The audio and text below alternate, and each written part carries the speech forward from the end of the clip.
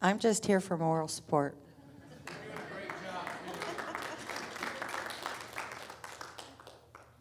Actually, she's part of my testimony. That's why she's up here too.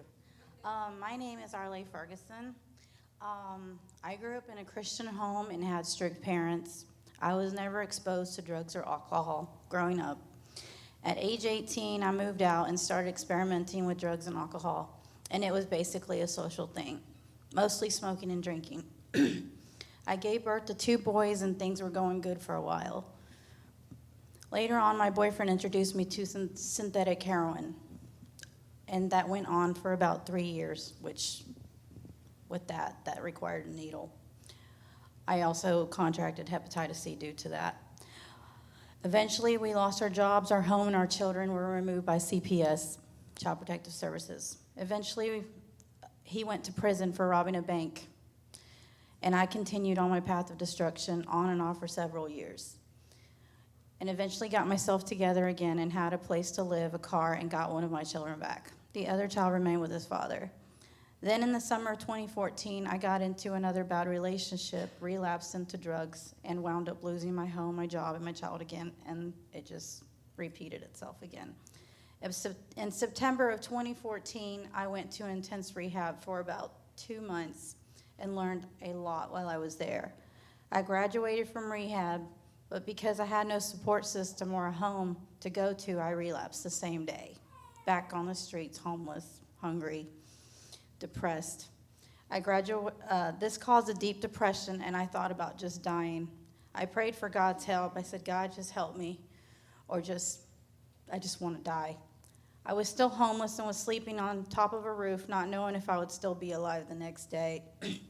I would go to different food programs to eat, and God led me to a car lot called Sunshine Motors, where I reached out to Donna Huff and said, I'm tired of being a drug addict and I just want to die. Will you help me, please? Sorry, I have the other half of my phone.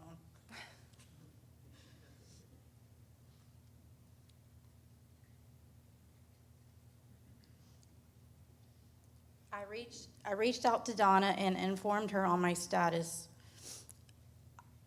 Actually, in the next few weeks, I would find out that I was pregnant while sleeping in bad conditions. I reached out to Donna and informed her on my status. Between her and Miss Pat Latour, I don't even know if she's here, they kept me safe.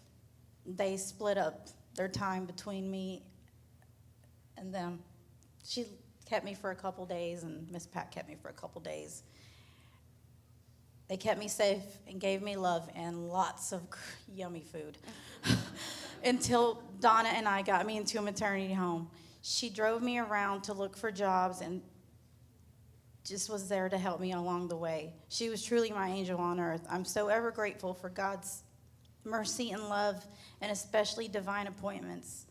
I don't know what made me reach out to her out of everyone there, but something just told me to go to her. And it has made a difference in my life. I now live a sober life, and I am so blessed all the things I prayed for while in my addiction. I was lonely, I was depressed, I was sad, I had no one, I had no family. And now they are my family. You all are my family.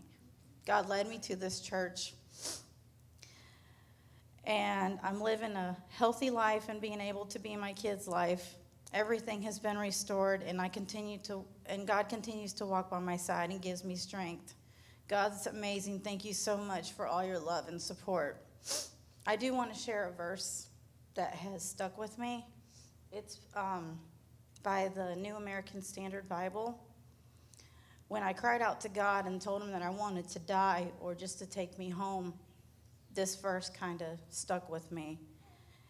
It's Psalms 41-7.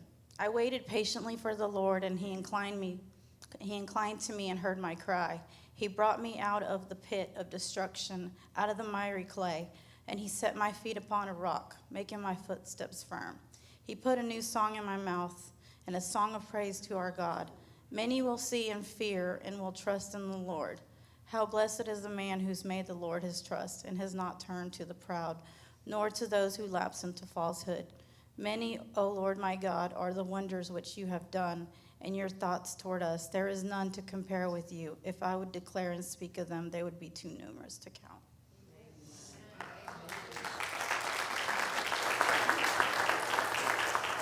I would like to add something.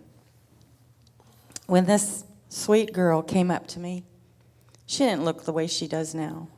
She was thin and sad and crying. And she just looked at me and she said, "Please help me."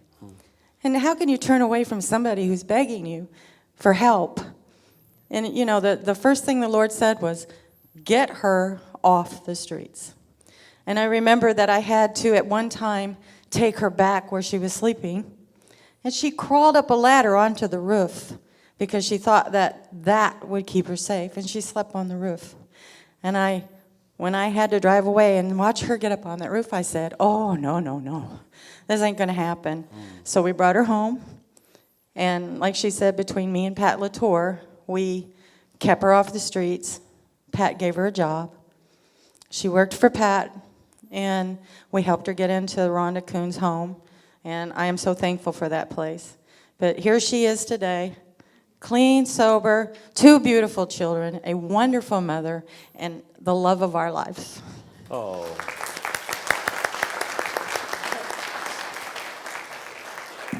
I also want to add 2 things. I also prayed to God for confirmation for the prayers that I've asked him for. My oldest daughter's name is Aviel.